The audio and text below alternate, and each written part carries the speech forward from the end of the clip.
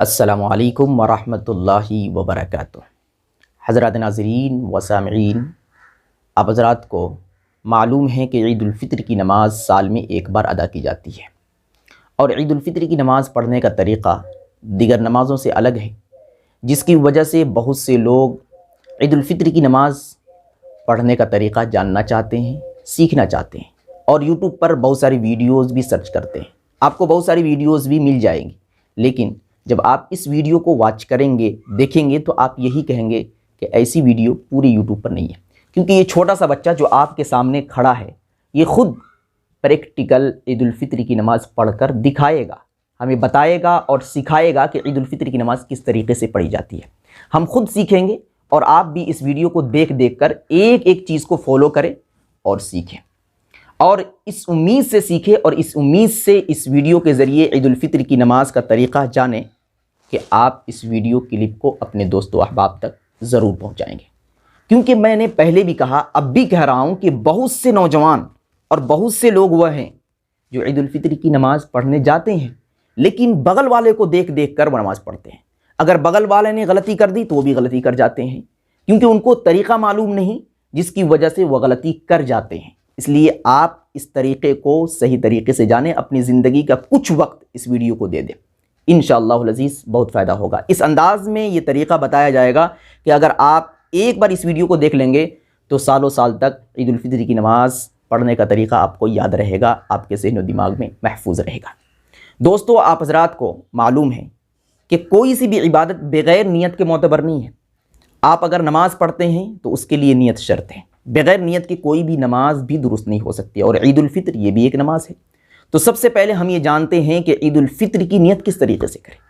سب سے پہلے تو آپ یہ جان لیں کہ نیت کسے کہتے ہیں، کیونکہ بہت سے لوگ وہ ہیں جو یہ سوچتے ہیں کہ عربی میں ہی نیت کرنی ضروری ہے، اگر عربی میں نیت نہیں کریں گے تو ہماری نیت صحیح اور درست نہیں ہوگی، جبکہ اس بات کی کوئی حقیقت نہیں ہے۔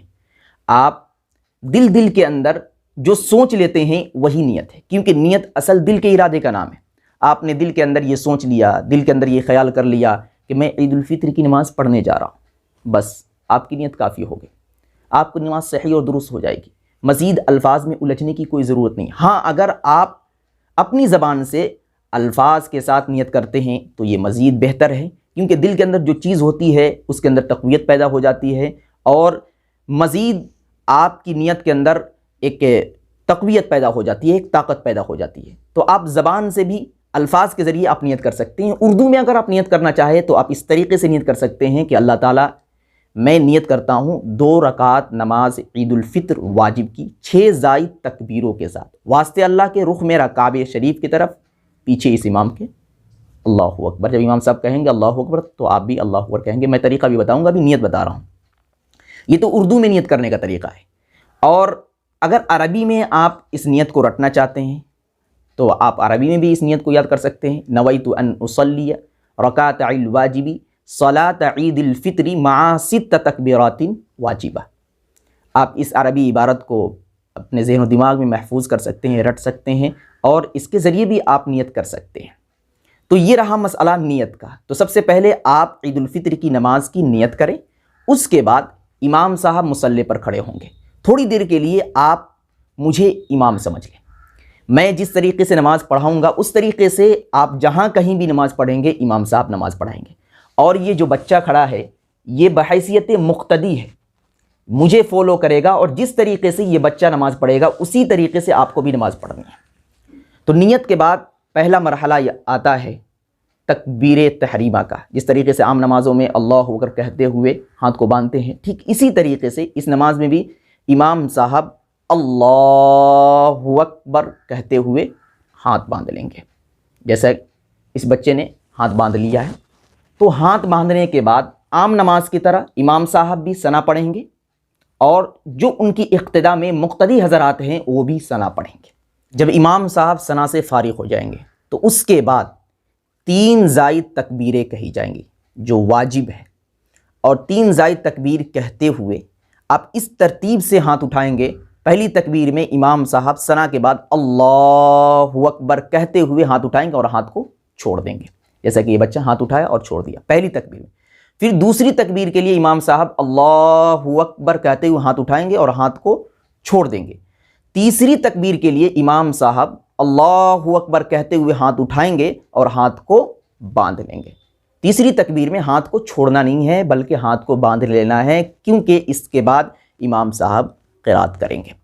اس بات کو میں دوبارہ سے ریپیٹ کر رہا ہوں، پہلی رکعت کے اندر ثنا کے بعد 3 زائد تکبیر کہی جائے گی، اور 3 زائد تکبیر کہتے ہوئے پہلی تکبیر میں ہاتھ اٹھائیں گے، چھوڑ دیں گے، دوسری تکبیر میں بھی ہاتھ اٹھائیں گے، چھوڑ دیں گے، تیسری تکبیر کے لیے جب اللہ اکبر کہتے ہوئے ہاتھ اٹھائیں گے تو ہاتھ کو چھوڑنا نہیں ہے بلکہ باندھ لینا ہے۔ امید کرتا ہوں کہ آپ کو یہ سمجھ میں آ گیا ہوگا۔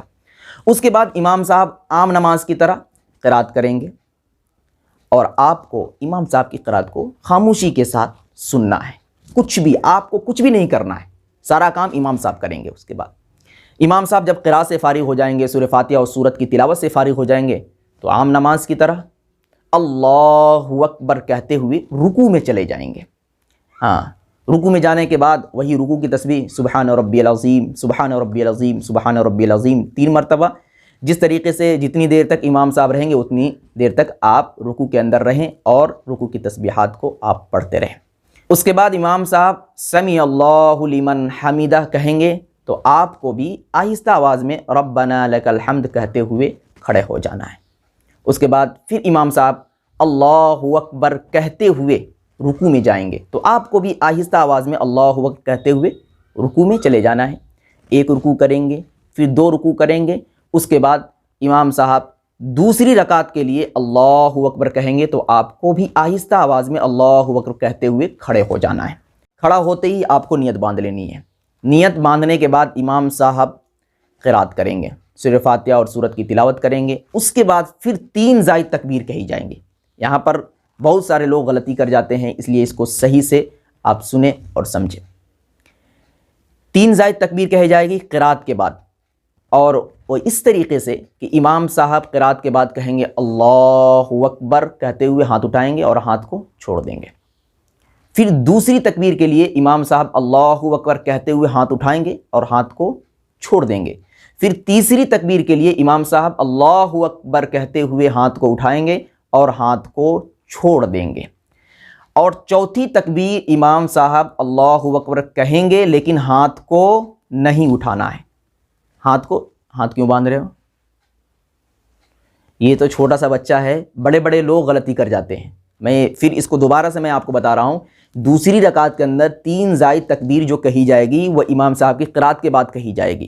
پہلی تکبیر جب امام صاحب کہیں گے تو اللہ اکبر کہتے ہوئے ہاتھ کو اٹھانا ہے اور ہاتھ کو چھوڑ دینا ہے، جیسا کہ پھر دوسری تکبیر کے لیے امام صاحب ہاتھ اٹھائیں گے اور ہاتھ کو چھوڑ دیں گے۔ پھر تیسری تکبیر کے لیے امام صاحب ہاتھ کو اٹھائیں گے اللہ اکبر کہتے ہوئے اور ہاتھ کو چھوڑ دیں گے۔ پھر امام صاحب جب چوتھی تکبیر کہیں گے تو بغیر ہاتھ اٹھائے آپ کو رکوع میں چلے جانا، آہستہ آواز میں اللہ اکبر کہتے ہوئے آپ کو رکوع میں چلے جائیں گے۔ پھر رکوع کے اندر وہی تسبیحات جو رکوع کے اندر پڑھی جاتی ہے سبحان ربی العظیم، سبحان ربی العظیم۔ اس کے بعد امام صاحب سمیع اللہ لمن حمیدہ کہیں گے تو آپ کو بھی آہستہ آواز میں ربنا لک الحمد کہتے ہوئے کھڑے ہو جانا ہے۔ پھر امام صاحب اللہ اکبر کہیں گے، آپ کو سجدے میں جانا ہے۔ سجدے کے اندر جو سجدے کی تسبیحات پڑھی جاتی ہے اس کو آپ مکمل کریں گے، 1 سجدہ پھر 2 سجدہ۔ اس کے بعد آپ کو تشہد میں بیٹھنا ہے، بیٹھ کر تشہد آپ اتحیات پڑھیں گے، امام صاحب کے ساتھ ساتھ آپ درود شریف اور دعائے مسورہ پڑھ کر آپ نماز کو مکمل کر دیں گے۔ بہت سمپل طریقہ ہے،